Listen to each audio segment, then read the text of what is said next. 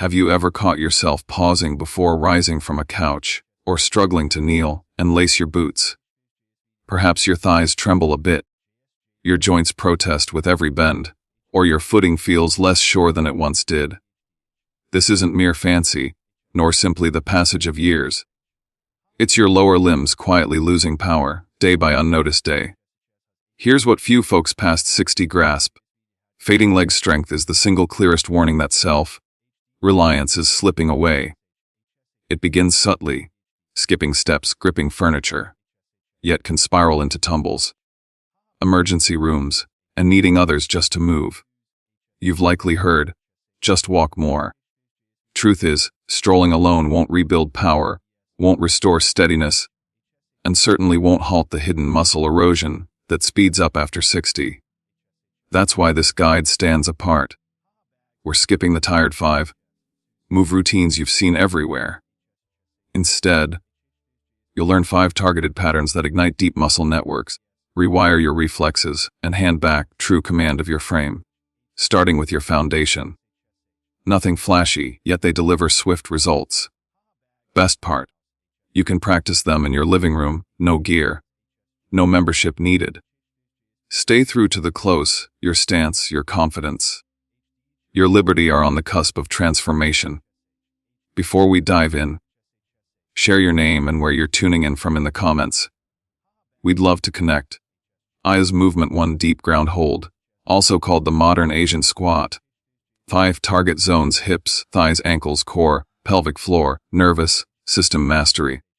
Why it counts. This isn't another squat variation.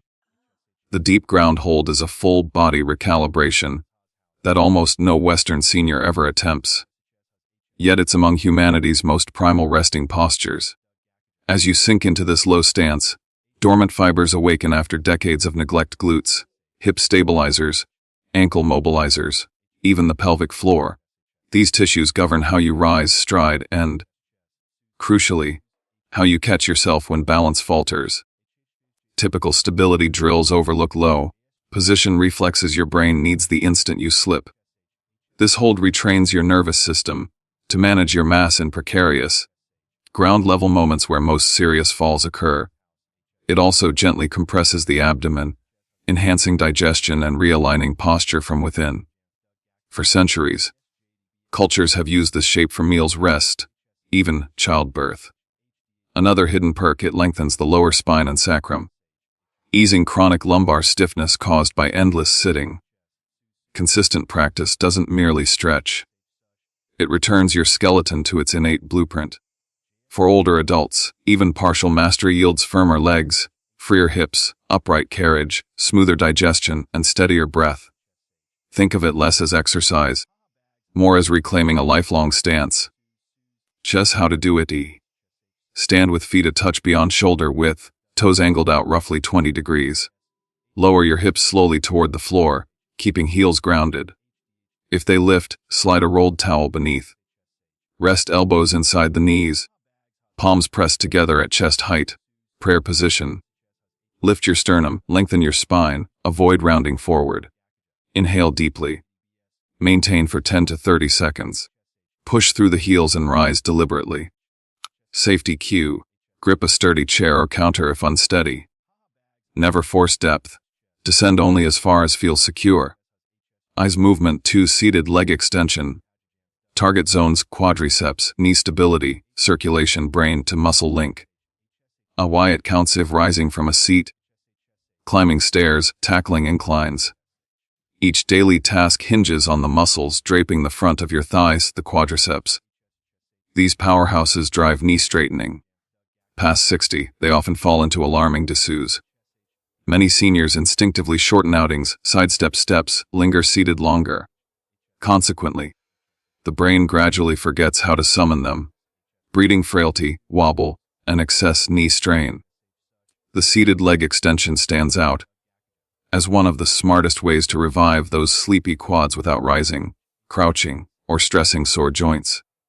Its real magic lies in forging fresh neural pathways, teaching your mind to fire up the thigh muscles the right way again. And the perks keep coming. Firmer quads steady the knee, easing aches and shaky strides. They shield hips and lower back by sharing the load evenly. They boost blood flow to curb puffiness or pooling. They prop the pelvis for better posture. And they spark everyday confidence, shrinking that nagging fear of toppling. It's ideal for anyone rebounding from surgery or setbacks. Adjustable intensity makes it beginner-friendly. Far from mere rehab, this is proactive armor to stay upright, sturdy, and in charge of your own life. Usher how to do a chair. Settle into a solid chair, spine tall, feet planted flat, knees at 90 degrees. Gently raise your right foot, straightening the leg forward until nearly locked. Clamp the thigh tight at the peak for 2 or 3 seconds. Lower deliberately. Switch sides. Aim for 10 to 12 smooth reps per leg. Pause 30 seconds between sets. Finish 2 or 3 rounds. Key cue. Prioritize controlled tension over speed. A sauce optional upgrade. When ready, slip on light ankle weights or loop a band for extra bite. No band, just squeeze the quad harder at the top. Movement 3. Side leg raise with core engagement. Target zones at hip abductors, gluteus medius, obliques, pelvic stabilizers. Why it counts. Imagine a single small muscle tucked along your hip quietly sabotaging your balance, causing wobbles on walks, stumbles mid-turn, even knee or back pain. Meet the gluteus medius, the overlooked champion of side-to-side steadiness, pelvic alignment, and proper knee tracking. After years of desk time, straight ahead strolling, and zero sideways motion, this muscle often goes dormant in folks over 60. The side leg raise with core engagement zeros in on this forgotten hero while waking the deep abdominals and obliques for bonus stability. This isn't about sculpting hips, it's about stopping a domino effect. A weak medius lets the pelvis dip with every step, stressing knees, hips, and spine in turn. Fix the source and the chain heals. Light core tension during the lift also knits hip and torso awareness back together, sharpening coordination. Over weeks, you'll own true pelvic command, your best defense against falls and a ticket to fearless strides. Hidden bonus. Stronger side hips erase compensatory twists that spark low back grief, often improving posture without a single stretch or adjustment. For seniors, this restores lateral power, a motion dimension that fades past 60 yet proves essential for sidestepping, cornering, or recovering from a trip. Aser how to do as. Stand tall beside a wall or chair for balance. Shift your weight onto your left leg, keeping a soft bend in the knee. Lightly tighten your belly. Smoothly lift your right leg out to the side, no higher than hip height. Pause for 2 counts, then lower deliberately. Complete 10 to 12 reps, then swap sides. As key cues, keep toes forward and torso upright. Don't tilt away. Control matters more than height. As optional upgrade, add a light ankle weight or loop a band around the thighs once you're steady. As movement 4. Toe raises with breathing sinks. Target zones, calves, ankles, stabilizers, diaphragm, vascular system. Ars why it counts like. It looks like a basic calf lift, but when matched to deliberate breath, it turns into a whole body regulator. Perfect for seniors battling sluggish circulation, tiredness, or wobbly posture. Toe raises fire the gastrocnemius and soleus, the twin engines of your calf.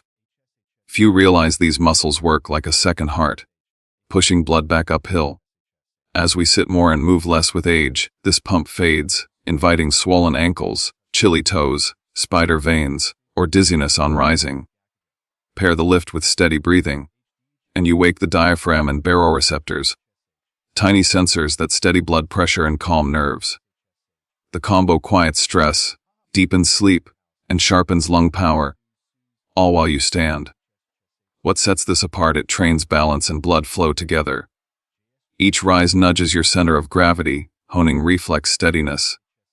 Linking motion to breath teaches your brain that upright equals ease. It's a gentle powerhouse for anyone with lightheaded spells after sitting, mild neuropathy, plantar fasciitis, or fragile ankles, plus anyone craving endurance without knee or hip strain. Simple in appearance, profound in effect, it rebuilds command from the soles up. Asri how to do it 8. Stand tall near a wall or counter for support. Inhale through the nose as you smoothly rise onto the balls of your feet. Hold the peak for 2 to 3 seconds, spine long. Exhale through pursed lips as heels drift back down. Flow through 12 to 15 cycles, slow and rhythmic. As key cue. For the final few reps, close your eyes to softly test balance, if safe. As optional upgrade, go barefoot to awaken foot intrinsics and sharpen ground feel. Asiro's Movement 5. Seated march with mental cueing. Erser's target zones hip flexors. Core brain muscle timing, cognitive rhythm. Ice why it counts this. Walking tops every doctor's list for seniors, yet few grasp that fluid strides demand sharp mental timing, robust hip flexors, and crisp neural signals.